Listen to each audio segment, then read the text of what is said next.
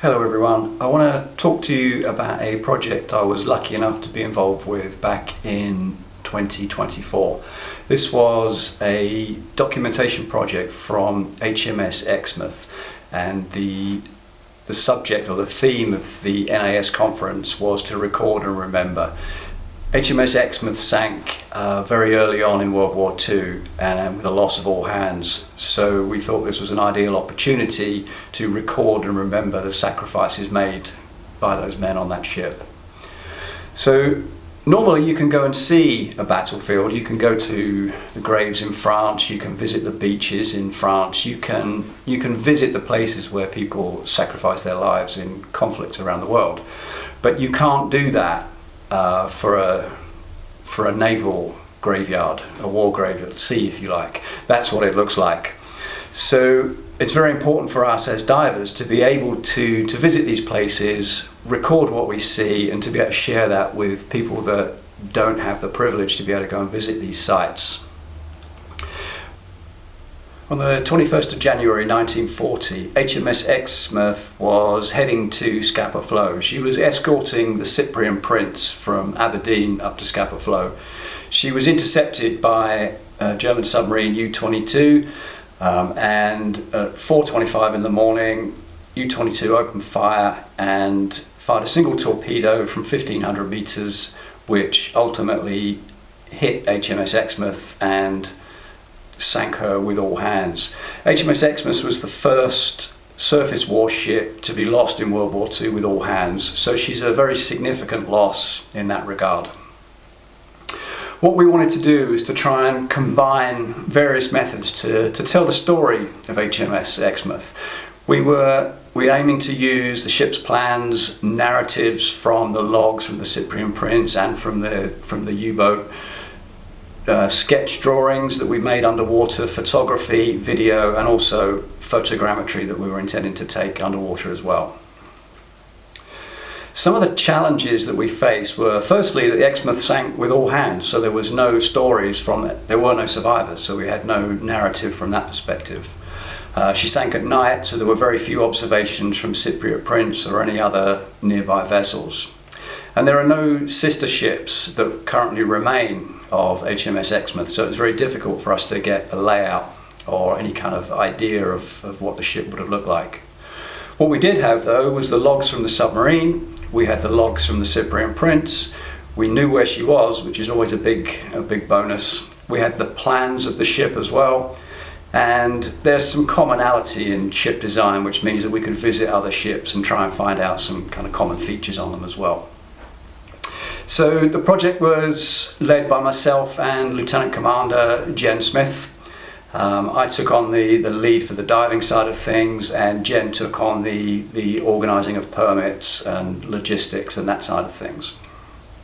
And this is the team. We were 12 divers in total. We were on MV Classina, skippered by Bob Anderson, and we were there for a week at the back end of 2024.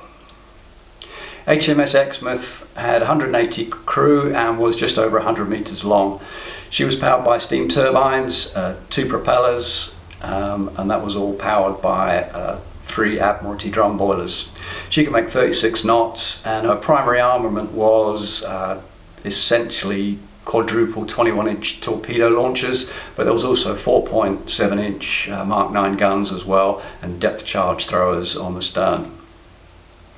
And you can see the general layout of the ship with a photograph underneath as well. So just aft of the middle of the ship, you can see the 2 torpedo launchers. Underneath there is the engine room. Towards the front, as always, is the bridge. There's a rangefinder on the top of the bridge, and there's a chart room at the back end of the bridge. The 4.7-inch guns are forward of the bridge as well. So the course of the ship basically went from Aberdeen. Cyprian Prince went from Aberdeen on her way up to Scapa Flow, and on her way there she was spotted by U-22, and one of the records that we got from the from U-22 was essentially their log, and The skipper essentially describes a dark night, the moon set behind the clouds, and he sighted 3 vessels. And as he was taking aim on these 3 small steamers, the shadow of HMS Exmouth came into his periscope sights. He aimed a torpedo and fired, and a few minutes later he heard a huge explosion, upon which HMS Exmouth was sank. This is the navigational log from the U-boat. Again, this was helpful when the Exmouth was originally found in 2001. We didn't find it; the position was already known. And this is the kind of that diagram put onto a map, so you can kind of see what's going on there. We found some lovely reports from the Admiralty that surround the sinking. At the time, the Cyprian Prince did not go back to pick up survivors from the Exmouth, which really upset the skipper of Cyprian Prince. They were under orders to not stop and pick up survivors, and I know he wrestled with that decision for a long time. He could hear men in the water, but he was under strict instructions not to turn around, which was entirely the correct thing to do. They would have likely lost the Cyprian Prince as well if they turned around to pick up survivors. These documents basically exonerate the captain of Cyprian Prince from any wrongdoing. They told him that he had done exactly the right thing, and they finish it up basically saying that if an officer from Exmouth had been on the Cyprian Prince, that officer would have told the captain exactly to continue and not pick up the survivors. So these beautiful plans of Exmouth as well, these were all hand drawn. We got these from the Naval Museum in Greenwich. They are absolutely beautiful things. Each one of these is a good 2.5 meters long, and they form part of our dive planning and our dive reviews when we came to put sketches and things together. They're just beautiful things. The wreck of HMS Exmouth was discovered back in 2001, and that was based on archive records, the SOS position, the U-boat's logs, and also surveys as well. She now lies 20 miles off of Wick, out in the North Sea. She lies in a depth of about 60 meters of water as well. So the techniques we were using were side scan sonar, which we deployed right at the start of the project to see if we could get a good layout of the site to see what we were looking at. We also then surveyed underwater as well, and we used sketch maps. One of the first things I always do on a project like this is to try and get the team to sketch roughly as much as they can. Nothing particularly quantitative, but to get an idea of what's down there. We follow that up with measurements of key areas. We take photographs, we take video, and one of the goals on this project was to do some photogrammetry of various areas on the ship. So that was the side scan sonar. So you can see she's essentially bent in two. On the bottom left of the image there, you can see the stern seems to sit quite proud from the shadow that's underneath it. Moving up to the midships area and then heading kind of middle down to bottom right is the bow section of the ship, which does appear to be hugely broken compared to the stern section. It's spread over a much wider area and just very little structure there as well. There are a few notable chunks, if you like, on there, and I'll come back to those. Now what you can do is to take the plans and combine these methodologies, if you like, or these pieces of information to try and see what the ship might look like today, how that wreck site would look. And if you break the plan in two and overlay it, you can start to line up various bits of the ship. And that large chunk on the right-hand side does align quite nicely with the bridge. And some areas in the middle, we should be breaking around the torpedo tubes. We should be seeing some boilers and engine room components in that kind of top of that upside-down V, if you like. As I said, sketch maps are one of the first things we always do on a project like this. They don't need to be particularly in scale for this sort of thing. At that kind of depth, the first pass is generally a quick measurement of what you see, just write down everything. And if we deploy 3 or 4 teams of divers, then they can collaborate after the dive and put together a rough sketch of what we see. And that's what you can see here, wet notes from an underwater sketch of what people saw. The next thing we wanted to do is to make a measurement on the on the ship, and we wanted to find out exactly where the ship had broken in two.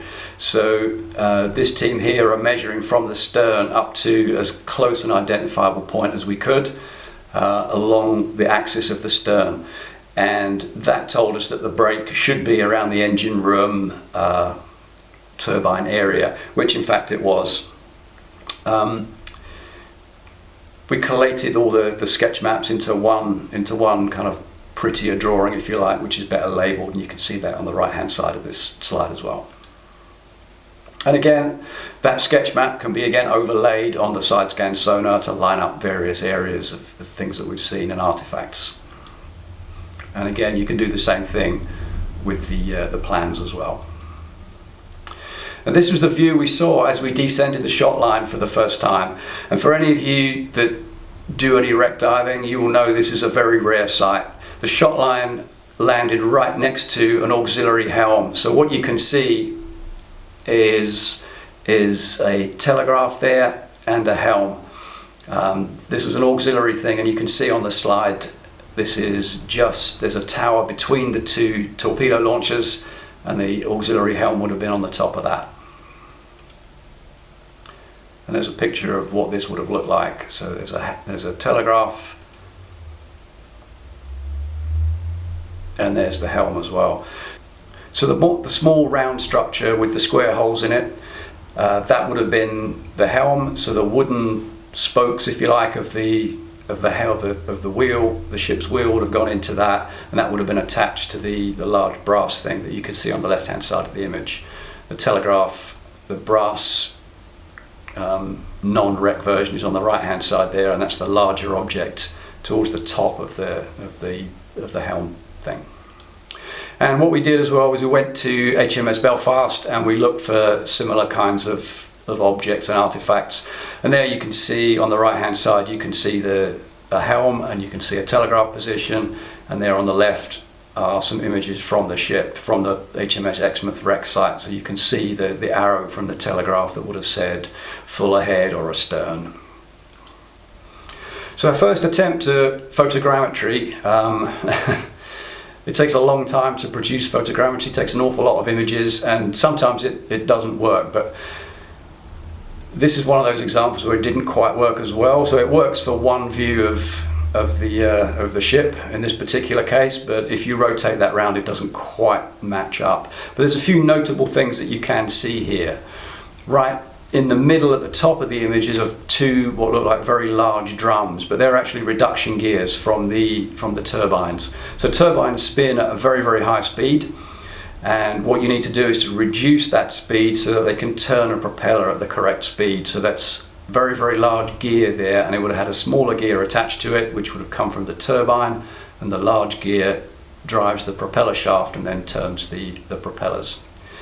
The circular structure in the top left hand side of the image is a torpedo launching ring. So there would have been 4 torpedo tubes sat atop that, and the toothed gear can then help it rotate and aim in the correct direction.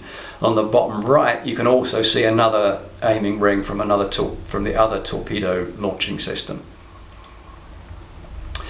Again, HMS Belfast provided us with a kind of a real version, if you like, of a reduction gear. This is much bigger than the one on Exmouth, but you can see the big gears in the background there being driven by the very small gears in the foreground.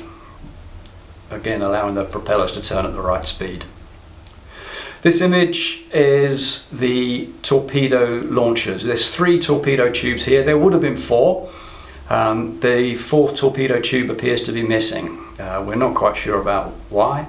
On the other torpedo launching system, there are no tubes left at all, so it's kind of unclear why that's like that.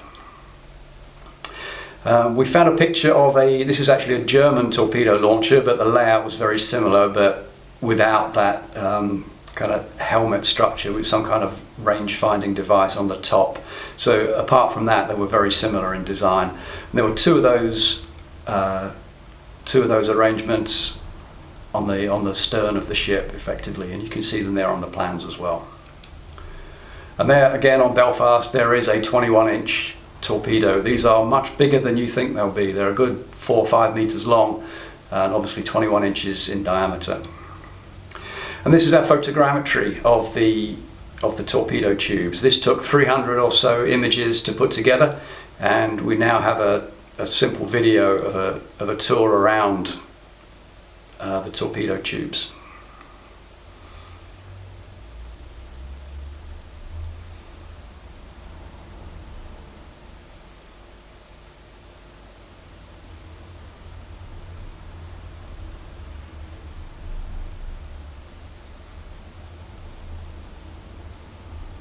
And you can see that those torpedo tubes have been displaced from their mounting ring or their aiming ring. As we head towards the bow, just as we get near the bridge, you can find an anti-aircraft gun. This doesn't look like much of a gun underwater, but when you take a look at a picture of an unsunk one, you can see the 4 barrels kind of pointing out, the kind of elevation, the wheels, and those arrangements there. There would have been one of these on each side of the bridge, so we know we're in the region of the bridge at this point. And this is the bridge. She seems to have slid over onto the starboard side of the ship. Seems to be on her side somehow. I'm not quite sure how, but that's how she lies. On the plans again, there are some beautifully detailed layouts of what went on in this bridge. In the top left of that picture, you can see there's an area called the chart house, and around the chart house towards the front, you can also see the voice pipes that the crew in the bridge would have used to talk to the engine room or other areas of the ship. On the top of the bridge, you can see another telegraph, which you can see just appearing in the top of the image there, and another helm. And at some point in that wreckage will be the compass binnacle as well. So some incredible artifacts. And this is one of the things that I love about wreck diving, is you get to see things that the men that worked on this ship would have touched, would have worked with. This was their home. This was their working environment. These are all the tools of their trade, if you like. So it's a real privilege to be able to see the things that we see here.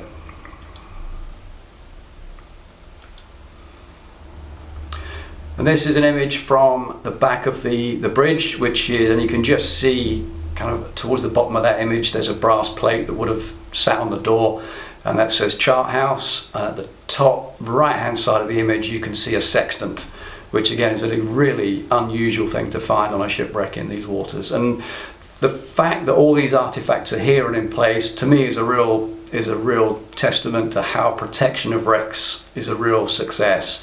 Protection of wrecks works. You can still see these artifacts. We also did a photogrammetry of the bridge, again 350 images of that area put together, and we can again make that turn around, and you can see it from all angles as well.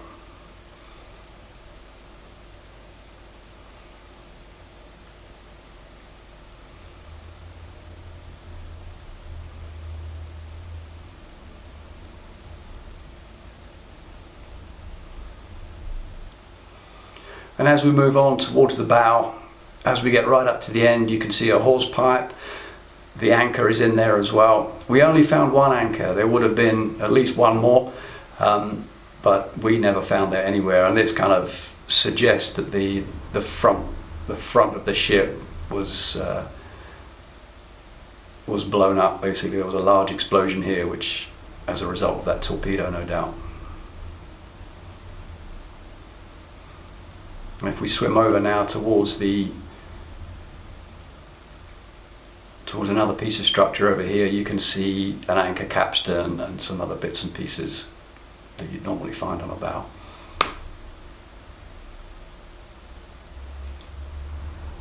As you swim back along the port side of the wreck, you do see a large amount of 4.7-inch shell casings. Some of them still have cordite in them, so again, this kind of is a little bit confusing, because if there had been an explosion in the magazine, we wouldn't find the cordite still in, but a lot of it doesn't as well. So kind of difficult to understand quite what's gone on here other than a large explosion. So there are really hundreds and hundreds of these shell casings all the way along the port side of the bow section of this ship. And if we keep moving along, the next thing we come to really are the boilers. Now these Yarrow or Admiralty pattern boilers are quite typical of a warship. They were a very different shape to a normal steamship boiler, and that was to fit them into the kind of hull shape that you'd get on a warship.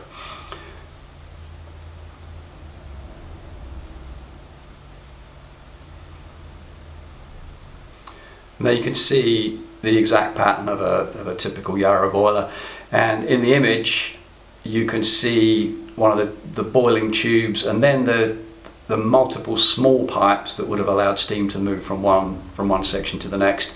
And you can see that whole thing has just been sheared off. It's only one point of that triangle, if you like. So again, testament to the size of the explosion here that's disrupted these boilers to the point that there's only one of each boiler tube present. This is a really interesting aspect of the ship. Just on top of the bridge would have been a rangefinder. Now this, you can see there are one of these in use here. So the crew would have looked into a binocular on this thing, and then a set of optics would be used to aim at the enemy, which would allow that distance to be calculated, which could then be relayed to the gunnery sections, which could then aim their guns effectively. So this was on the bridge, but we found it right on the stern. How it got there, that's a point of speculation, really. It seems unlikely to me that it went there as a part of an explosion and then landed on the stern. I'm wondering if maybe the two pieces of the ship somehow came into contact as she sank and the rangefinder was ripped off. But either of those possibilities could have happened, I guess.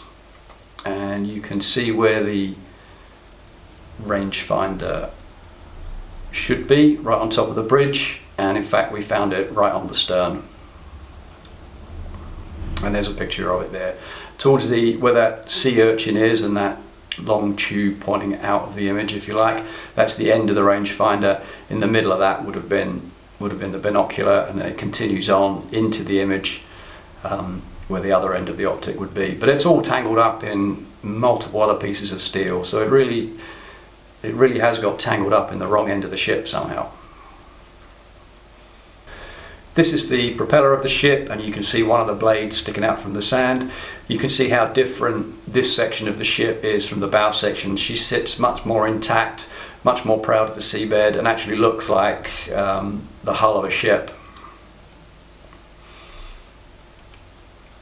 And that's a view from the opposite angle, if you like, looking towards the stern. So you can see one blade clearly extended from the seabed there.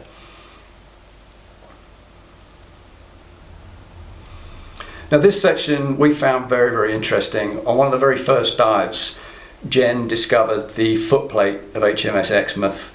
Now this seems quite poignant to me, because every single person that served on that ship would have trodden on this footplate as they boarded or left the ship, in fact. So to find this with Exmouth written on it was quite a find for us, really. So you can see this beautiful brass plate here with Exmouth cast into it, and every single sailor that boarded that ship would have come across that threshold. So not only does it confirm the identity of the ship, but it does also kind of have a human tale to it as well, of every single person having somehow contacted that plate. And Belfast has its own one as well. We've put together the plans of the ship and tried to connect up that with some of the imagery that we collected on the ship as well. And we're in the process of turning this into like a poster kind of thing, so that we can, and we'll put that on the website so that people can navigate and see the kind of things that we found on the ship and where they would have been located originally. This was the letter from the Admiralty that explains that the captain of the Cyprian Prince was not at fault, but it lends nicely into talking about how we go about remembering the souls that were lost on that day in 1940. One of the final things we did on this project was to was to fly an ensign from the stern of HMS Exmouth. We were not permitted to leave anything or take anything from the ship, so we installed this flag, took our photographs, and then removed it the following dive.